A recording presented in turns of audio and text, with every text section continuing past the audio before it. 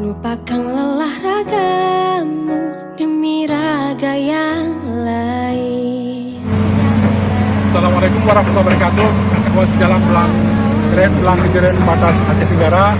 Ini kejadian longsor tepatnya tadi malam jam 1 malam, pukul 1 malam. Ada 5 titik kejadian longsor. Sekarang lagi kami tangani. Tepatnya hari ini Sabtu tanggal 8 Mei 2021.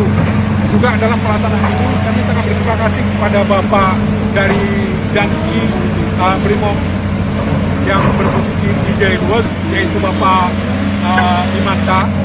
Terima kasih Pak, kami ucapkan kepada Bapak telah mengawasi kami. Mudah-mudahan masyarakat di sini bisa melihat. Dunia telah tersenyum melihat kau bertaruh nyawa, tak peduli